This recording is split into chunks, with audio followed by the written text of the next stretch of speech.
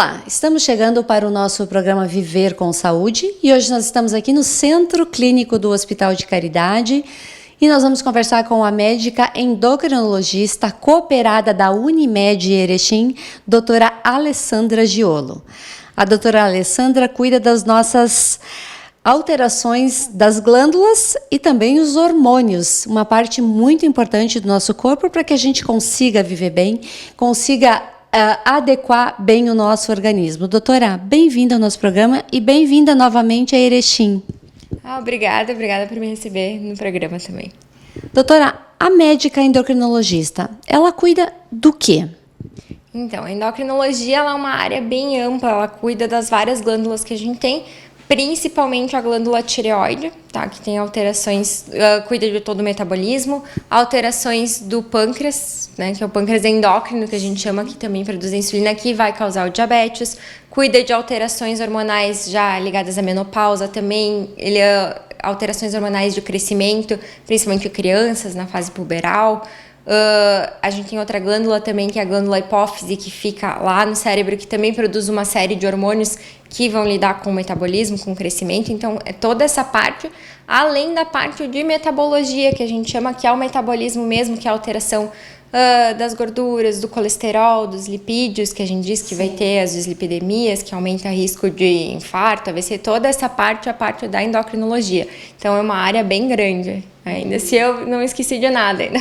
Sim. E falando um pouquinho, já que a gente está falando sobre a endocrinologia, a obesidade ela se tornou um assunto muito comentado. Já é uma epidemia em crianças obesas. E hoje as pessoas buscam muito emagrecimento a qualquer preço. No mercado existem muitas fórmulas que se dizem milagrosas para emagrecer. Mas e aí? As nossas células, as nossas glândulas, os nossos hormônios, eles estão preparados para receber essa carga de uma hora para outra de produtos que muitas vezes nem combinam com o nosso organismo? Então, hoje em dia, realmente, como falou, cada vez mais a gente está tendo obesidade pela mudança de hábitos, principalmente, né? Crianças e adultos mais sedentários, alimentação mais processada, principalmente os carboidratos, essas coisas mais que a gente tem, os doces, chocolates, tudo que é industrializado, eles acabam tendo mais carboidrato, fazem a gente engordar mais.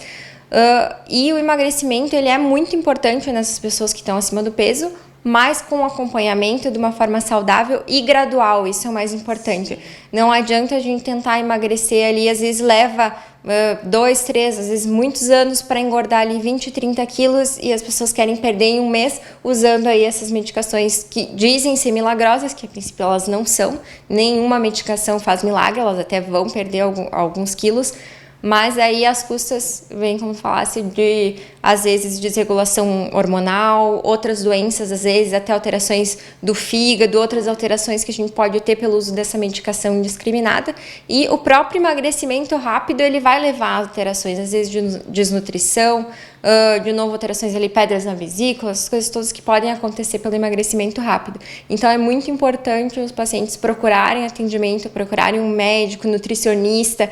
Tem toda uma equipe hoje de profissionais preparados para ajudar nesse processo de emagrecimento, mas não tem nenhuma medicação milagrosa que vai fazer isso sozinha e com saúde. Então, a gente precisa da participação do paciente junto. E, claro, do profissional da educação física e também da atividade física. Isso é muito importante, porque às vezes as pessoas querem emagrecer sem fazer todo esse processo. Isso tudo tá junto, né? Acaba custando caro depois, né? Geralmente, uma coisa está ligada à outra. A obesidade tem muita relação com o diabetes? Tem, com certeza. A obesidade é uma das principais causas do diabetes, principalmente o diabetes tipo 2, que nós chamamos, que é o diabetes que vai aparecer mais nos adultos, mas também hoje em dia está aparecendo em crianças justamente pelo aumento da obesidade, pela piora dos hábitos. Então, esse diabetes, ele tem um fator, às vezes, da pessoa já ter uma predisposição, mas a obesidade, a ingesta de muito açúcar, muitas bebidas adoçadas, muito carboidrato, tudo isso acaba predispondo a desenvolver essa doença e cada vez mais cedo. E o diabetes é uma doença que vai levar depois, pode levar a perda de visão, a perda da função do rim e a complicações mais graves como infarto, como AVC, todas essas alterações. Sim. Doutora, também nós temos o problema hoje dos anabolizantes. Essa garotada aí gosta muito de suplementar, só que muitas vezes suplementa de forma errada. E aí? Então, os anabolizantes também são um grande problema hoje em dia, até porque, apesar de ser controlado com receita, é fácil de conseguir, às vezes importa de fora, consegue um médico conhecido que acaba dando a receita, isso acontece, tá? E os anabolizantes, eles alteram todo o ritmo do organismo. Uma pessoa que está produzindo os hormônios masculinos normalmente, que é o anabolizante, é alguma forma do hormônio masculino, a gente tem várias formas de administração, tem injetável, tem alguns tipos orais. As pessoas têm esse hormônio funcionando normal e a gente está dando de fora. Quando começa a dar de fora, o organismo para de produzir o hormônio próprio. E isso depois, quando parar a medicação, já vai trazer problemas nesse sentido, que aí vai ter a falta de hormônio. Sim. E durante o uso da medicação, a gente vai estar com essa testosterona, com esse hormônio em excesso, que aí também pode aumentar risco de infarto, pode aumentar, dependendo da via de administração, risco de doenças hepáticas, até doenças graves. Então, e fora toda uma desregulação do metabolismo com aumento, às vezes ganha massa muscular, mas também aumenta tecido ali da mama, tecido de gordura por causa do aumento do estrogênio, que a gente diz, né? Então, aumenta isso, pode dar impotência, pode dar uma série de alterações, aumenta a espinha, aumenta pelos, aumenta toda essa questão que também não é desejada. Então, a gente às vezes mexe numa coisa para tentar melhorar a massa muscular e acaba tendo uma série de efeitos colaterais. E aí, o que as pessoas fazem? Geralmente, começam a usar ainda outros tipos de medicação para tentar compensar esses efeitos colaterais, e isso acaba trazendo cada vez mais alterações e danos para a saúde. E aquela pessoa assim, o jovem que quer usar esse produto, ele precisa ter um acompanhamento. No consultório seu aqui, por exemplo, é possível fazer um mapeamento completo para ver se ele pode usar esse tipo de produto, se não vai acarretar ou se de repente não vai mascarar um problema de saúde? Os anabolizantes em si a gente não tem nenhuma indicação de uso. Então, qual é a única indicação do uso dessa testosterona exógena que a gente diz de dar de fora? Quem tem falta mesmo, quem tem algum problema, uma doença ou nasceu com alguma alteração que não está produzindo o hormônio, não está produzindo a testosterona. Aí a gente tem indicação de repor e aí a gente monitora para algum risco, porque aí a gente tenta manter, né, repor só o que a pessoa estaria faltando. Para as pessoas que são saudáveis, a gente está dando a mais sempre, porque a pessoa já tem. Então, toda vez que a gente usar, a gente vai ter risco. Tá? Às vezes tem gente que diz que está usando, vem me procura, eu faço uma avaliação, mas claro, eu não posso prescrever nenhum paciente, a gente pode dar essa substância para usar. A gente avalia para ver se já tem algum risco, mas isso não vai minimizar os riscos de usar uma substância inadequada, então vai ter alteração. Claro que é diferente isso dos suplementos de proteína e tal, isso pode ser utilizado, isso com o endocrinologista, com o nutricionista, se faz uma avaliação e a gente pode prescrever. O anabolizante em si, a medicação, só nesses casos que falta hormônio, aí a gente repõe. Nos outros casos, nenhum é indicado. Ok. E o hipotireoidismo e hipertireoidismo? É uma dúvida e às vezes a gente fica sem saber a diferença de um e de outro e como é que a gente sente que ele está desregulado. Então, essas duas alterações, né, são alterações da função da tireoide, que elas podem aparecer em qualquer momento da vida. Então, podem aparecer em crianças, podem aparecer em adultos. Geralmente são mais comuns em mulheres e conforme passa a idade a gente tem mais chance de apresentar. Só que justamente o problema é que às vezes é difícil de reconhecer os sintomas, eles começam aos poucos, eles demoram para aparecer, então as pessoas às vezes acham, tá com estresse, tá cansado, demora para perceber os sintomas. O hipotireoidismo, ele é quando a tireoide está funcionando menos. Geralmente é uma doença autoimune, que a gente diz o próprio organismo ataca a tireoide e ela começa a funcionar cada vez menos. Nesse caso, geralmente começa a aparecer o cansaço, às vezes queda de cabelo, pele mais seca, o intestino funciona mais devagar. Pode ter um ganho de peso, mas em geral é pouco, 1 ou 2 quilos, não dá para culpar a tireoide pelo ganho ali 20, 30 quilos, essa alteração é pequena. o metabolismo ele acaba ficando um pouco mais lento, a gente acaba inchando, fica com retenção de líquido, né, que o pessoal costuma dizer. Esse é o hipotireoidismo. Então, quando começa a aparecer esses sintomas, principalmente se tem história na família, é bom fazer uma consulta, avaliar para ver se é isso. Às vezes pode ter algum outro motivo, mas é uma causa bastante comum. Já o hipertireoidismo, ele é o contrário, ele é o excesso de produção de hormônio da tireoide, que também a causa mais comum é essa doença autoimune. O próprio organismo ataca a tireoide, só que em vez de ela funcionar menos, ela faz esse efeito contrário, ela acaba funcionando cada vez mais. E isso aí causa os efeitos contrários do hipotireoidismo. Geralmente a pessoa fica mais agitada, coração acelerado, começa a perder peso, às vezes dá fome em excesso também, mas a pessoa come e ainda assim emagrece, pode ter suador, mal-estar, o cansaço dá também, porque o metabolismo está muito acelerado e a pessoa está gastando muito, então ela acaba tendo todos esses sintomas, inquieta, agitada, irritada. Quando começa a aparecer essas coisas também tem que fazer uma avaliação, e geralmente é bem devagar, bem aos poucos, então às vezes a pessoa não percebe que é isso. Tá?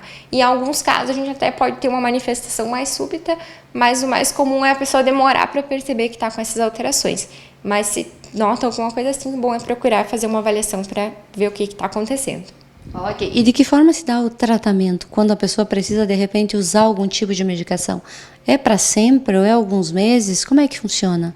Isso depende do caso. No hipotireoidismo, geralmente, que é a falta da função, né? Geralmente a reposição é para sempre. O que acontece é que às vezes a gente tem alguns casos de alteração transitória. Por algum motivo ali a tireoide alterou, às vezes trata por um período e depois recupera, mas esse caso é bem menos comum. O mais comum é que quando começa a faltar hormônio, a gente repõe para o resto da vida. E ficar sem a medicação vai acarretar aí todos esses sintomas de novo e pode causar coisas até mais graves, como insuficiência cardíaca, coma, coisas mais graves por ficar sem a reposição de hormônio. Isso no hipotireoidismo. No hipertireoidismo, geralmente a gente consegue tratar por um período, fazer um tratamento definitivo para resolver isso. E aí se usa medicações, em vez da reposição do hormônio da tireoide que está faltando, a gente usa medicações para bloquear essa produção de hormônio. E aí, geralmente, a gente tenta usar por um período, mas tem gente que acaba tendo que fazer algum outro tipo de tratamento e ficar com medicação para o resto da vida. Aí isso depende bastante do caso do paciente mesmo. Muito bem, estamos apresentando o nosso programa Viver com Saúde. A gente vai para um breve intervalo comercial e já retorna. A gente dá atenção à sua saúde enquanto você descansa a mente. Hospital Unimed, para você se sentir em casa.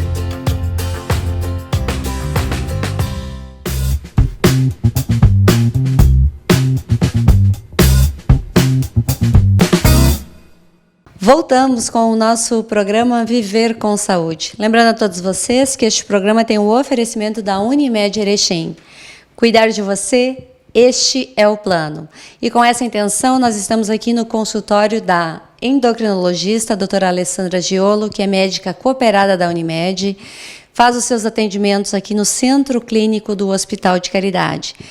Então, como estamos iniciando um novo ano, para você seguir e ter um ano tranquilo, a nossa sugestão é que você faça uma consulta, avalie todo o seu organismo para ver se está tudo de acordo, para que você possa fazer todas as suas atividades durante o ano com segurança e tranquilidade. A gente precisa visitar o endocrinologista pelo menos uma vez por ano também? O endocrinologista, ele é um médico assim que muitos pacientes eles são referenciados, que a gente diz. Então, muitos pacientes podem fazer o seu acompanhamento com o clínico. O ideal é visitar um médico uma vez por ano. Sim. Pode ser o clínico, a mulher ela visita muito o ginecologista, né? Isso. Que acaba fazendo o exame de triagem e encaminhando se necessário. Então, no endocrinologista a gente não é, se não tem nada, é saudável, a princípio não precisa ir de rotina. O que muda daí para os pacientes que têm alguma alteração endocrinológica, que aí vão ter que fazer o acompanhamento, às vezes a cada 3 meses, a cada 6 meses, uma vez por ano, que aí vai depender do caso. Mas muitas vezes é isso, o médico clínico ou ginecologista que vai acabar referenciando se precisar. Não é um médico que a gente precisa ir só para fazer uma avaliação geral, mas claro que sempre que tiver uma dúvida e tal, pode consultar que a gente vai avaliar e ver se tem alguma alteração. Doutora, nós mulheres, a gente é muito hormonal. Os hormônios, eles falam muitas vezes. E chega aquele ponto que a menopausa, ela aparece. e junto com ela ganho de peso e outros sintomas que são bem desconfortáveis.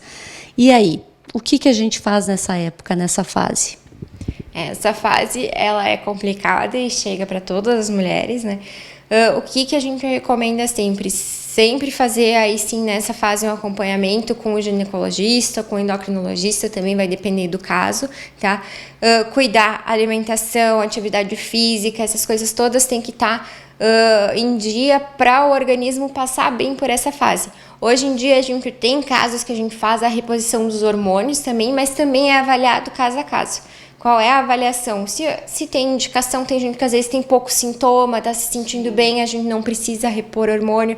Se tem alguma história de câncer na família, câncer de mama, alguma coisa, a gente também não vai repor o hormônio, mas isso aí varia de cada paciente. Então, por isso que nessa época aí sim é sempre bom fazer uma avaliação.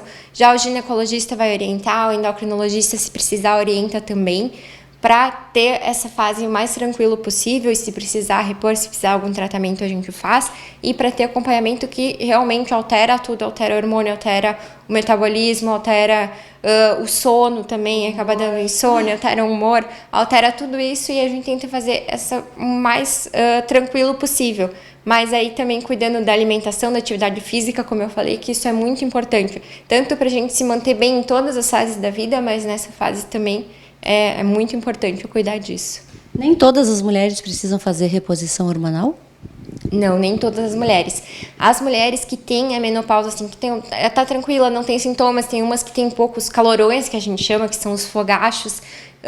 Esses sintomas, às vezes, eles estão só por um período curto, tem gente que acaba não tendo muito, e aí a gente pode fazer alguns tratamentos mais locais, às vezes. Tem ali a mais alteração, o ressecamento vaginal, alguma coisa assim, bom, a gente trata ali local, não precisa dar hormônio sistêmico, que a gente diz. O problema da gente repor o hormônio é que geralmente ele é um hormônio que vai afetar todo o metabolismo, e como a mulher ela é programada ali para em torno ali dos 45, 50 anos ter essa redução de hormônio, claro que toda vez que a gente repor, a gente vai aumentar alguns tipos de risco. Sim. Mas aí a gente tem que avaliar caso a caso. As mulheres que estão bem, a gente não precisa aumentar esse risco, claro, mas as mulheres que têm muitos sintomas ou às vezes começam a ter disfunções de outras partes hormonais ali por causa da menopausa, aí sim a gente tem indicação de repor. Ainda mais que hoje a gente tem a vida muito ativa, 50, 60, 70 anos, às vezes trabalha muito tempo ainda pela frente para a gente ter todo esse tempo sem a reposição do hormônio. Tem gente que acaba tendo muito impacto dessa alteração do hormônio. Aí a gente repõe. Mas tem pessoas que passam por essa fase muito tranquilo e aí não tem indicação de repor. Doutora, quanto tempo dura essa fase? Meses ou anos? Isso também depende muito do caso. Geralmente, pelo menos ali, ao que a gente chama de perimenopausa ali, que é o período perto da menopausa, ele dura em torno de uns 2 anos, às vezes até mais. E os sintomas, é isso que eu digo, às vezes algumas mulheres têm os calorões e tal, alguns meses e depois já se adaptam, tá tudo bem. Tem mulheres que podem ter por anos ainda depois da menopausa, de 5, 6, até mais tempo. Justamente por isso, nesse caso, tá ali muito, muito sintomático e tal, aí a gente tem que avaliar alguma reposição de hormônio, porque essa fase ela pode durar um bom período.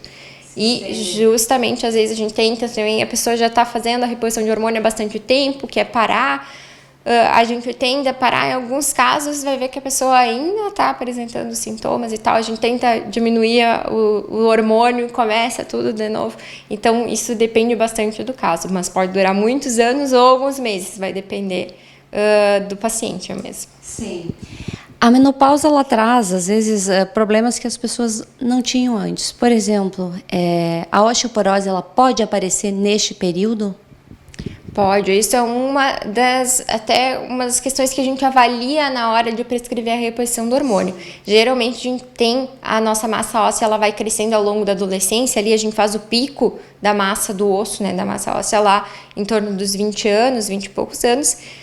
E aí depois ela começa aos pouquinhos ir diminuindo. Depois da menopausa, como a gente para de ter a produção do estrogênio, que é um hormônio que protege ali o osso, a gente tem uma diminuição abrupta da massa óssea, desse osso acaba caindo bastante. Quem já tem uma massa óssea lá no início, que não era tão boa, não tão formada, ou quem já tem alguns fatores de risco, às vezes fuma, às vezes que estão o peso muito baixo, até nesse caso às vezes é um fator de risco para osteoporose, aí nesse período pode ter uma redução bem importante e desenvolver uma osteoporose que não tinha antes. Sim. Então isso é sempre importante avaliar. Geralmente ela não aparece logo depois da menopausa, então se fizer uma avaliação ali na hora vai estar bem ainda, mas com os anos a gente tem essa queda bem acentuada e pode aparecer osteoporose, começa a aparecer fratura.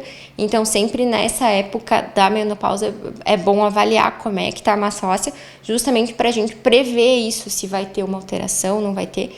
E, de novo, nesse caso, a atividade física protege, tá? É um dos fatores que ajuda a proteger o osso é a atividade física, principalmente a musculação, né? Que é o esforço, né? Atividades com exercício resistido, que a gente diz. Sim. Que aí eles vão ajudar a proteger o osso. Então, esse é um dos fatores bem importantes nessa época. A minha geração cresceu ouvindo que leite fortalecia os ossos. No decorrer aí do tempo, a gente ouviu na mídia vários escândalos envolvendo o leite. E aí? Aonde a gente vai buscar esse cálcio todo sem tomar leite? O leite é um alimento bem controverso mesmo, tá? Até hoje o leite já foi o vilão, já foi a indicação. Hoje em dia a gente já tem gente que diz que pode tomar, tem gente que não pode tomar. Mas o que acontece? Com a grande quantidade de produtos que a gente tem, alimentares, a gente tem também produtos com cálcio que não tem leite, ainda mais para o pessoal que é vegetariano e tal. Tem os leites de soja, leites de amêndoa, esses outros tipos de que se chamam leite, né, que tem um aumento de cálcio, mas que não tem a lactose, não são derivados de animal, eles também são uma boa opção. A princípio, para quem não tem contraindicação, por exemplo, não tem intolerância ao leite, não tem contraindicação por questão de crenças, assim, de ser vegetariano e tal, a princípio pode consumir, é seguro e é uma das principais fontes de cálcio. Ainda é o leite, e o leite de origem animal é o que vai ter a maior fonte de cálcio. Mas a gente tem também os iogurtes, os queijos, tudo que a gente tem essas opções. Sem lactose, derivados de outros produtos. Então a gente pode ter essas outras opções. Mas ainda esses derivados do leite são a melhor opção. Quem não consome, às vezes, quando chega ali no período da menopausa e tal, que precisa aumentar a ingesta, a gente acaba tendo que repor em comprimido, em medicação. Uhum. Só que aí a reposição da medicação ela acaba tendo efeito adverso. É um suplemento, mas às vezes tem gente que não tolera bem, pode dar constipação, aí tranca o intestino, aí se sente mal, não tolera bem. Então a fonte do alimento ainda é a melhor. Tá? E aí a gente tem que às vezes optar por esses outros produtos que têm o cálcio, mas que não são ali de origem animal mesmo. Mas aí vai depender da pessoa e, claro, da crença da pessoa, da tolerância também à alimentação. Hoje em dia tem muita gente que está desenvolvendo intolerância à lactose, bastante, né? Então aí tem os produtos reduzidos em lactose, aí tem outras formas de a gente ajustar. O bom é procurar o endocrinologista, o nutricionista também, vai saber orientar.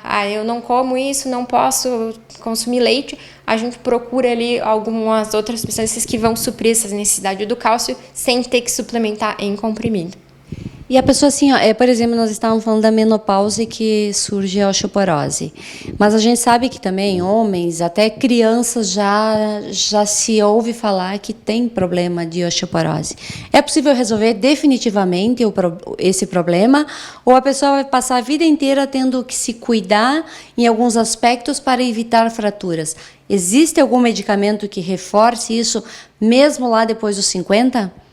A gente tem medicações sim que tratam a osteoporose, são medicamentos que eles fazem o cálcio que a gente ingere se fixar no osso, sim. Tá?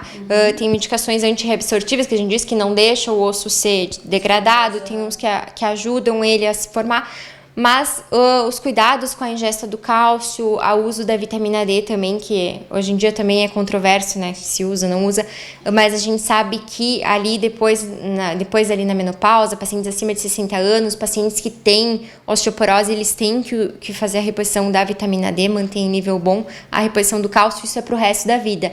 As medicações para fortalecer o osso a gente usa por um período, às vezes 5 anos, 10 anos, às vezes menos, vai depender do paciente. Mas os cuidados ali do exercício físico resistido, do uso da alimentação com cálcio, do uso da vitamina D, esse aí é para o resto da vida. E os cuidados, claro, com impactos e tal, para evitar fraturas graves, principalmente os idosos que às vezes tem escada, tem coisa, desequilibra, cai, a gente tem muita incidência de fratura de fêmur nesses pacientes. Né? Exatamente, então esses cuidados têm que ser para toda a vida. E aí a gente tem essas medicações que vão ajudar a fortalecer o osso, mas que não eliminem esses cuidados que vão ter que ter, sim, para o resto da vida. E quanto à vitamina D, a gente pode receber essa vitamina D apenas do sol? Pode, tá? O que acontece hoje em dia? As pessoas tomam cada vez menos sol, até por causa, pelas questões de câncer de pele e tal, a gente tem orientação de proteger, tem orientação de evitar, mas a princípio, assim, em torno de 20, 30 minutos de exposição ao sol, a gente teria a quantidade de vitamina D necessária. Em regiões como a nossa, que acaba tendo menos exposição do sol, às vezes a gente tem uma incidência maior da vitamina D baixa. O que a gente tem de evidência hoje? Que a gente trabalha muito hoje em dia com evidências, né? O que são as evidências? Tem que ter algum artigo, algum estudo, alguma coisa que nos comprove que a gente pode usar as reposições, as medicações e que isso é benéfico. Às vezes a gente usa alguma coisa e acaba prejudicando. Então, a gente trabalha muito com estudos hoje em dia para avaliar se tem indicação de usar a medicação. O que a gente tem indicação de repor vitamina D em comprimido, né, não de tomar no sol e tal, é só justamente nessas pessoas que têm já osteoporose, que têm mais de 60 anos, que têm riscos, ou alguns outros riscos, pessoas, às vezes, que moram em instituição, em asilos, alguma coisa que acamadas, tomam menos sol. Nessas pessoas a gente vai ter indicação, sim, sempre de repor, de avaliar. Nas outras pessoas, a princípio, a exposição ao sol, nos horários que não são, né, de sol tão forte, às vezes até tem gente que recomenda no horário do meio-dia, 10, 20 minutinhos, mas aí a gente aumenta o risco de câncer de pele, então sempre tem que ter esse cuidado, bom, a exposição. E precisaria, a princípio, o que se recomenda é que tenha exposição sem protetor solar para absorver a vitamina D. Hoje em dia estão saindo estudos que estão avaliando isso, se realmente o protetor solar bloqueia, se a gente, quem sabe, tem ainda alguma absorção, então isso ainda está em avaliação. Vamos ter que ver agora qual vai ser as próximas orientações nesse sentido. Sim. Muito bem, a gente apresentou o programa Viver com Saúde. Eu quero agradecer a doutora Alessandra Giolo por nos receber aqui no seu consultório, no Centro Clínico do Hospital de Caridade. Obrigada, doutora, e sucesso aí esse ano de 2020. Muito obrigada, eu que agradeço por terem vindo aqui, por ter essa oportunidade de conversar um pouquinho e muito sucesso para nós. Isso aí. E a todos vocês que nos acompanhem, o nosso programa tem um oferecimento da Unimed Erechim. Na hora de escolher o seu plano de saúde, a Unimed trabalha com diversos tipos de plano. Dá uma ligadinha lá, 3520-6100 e avalia a sua necessidade. A todos vocês, uma boa noite e uma ótima semana.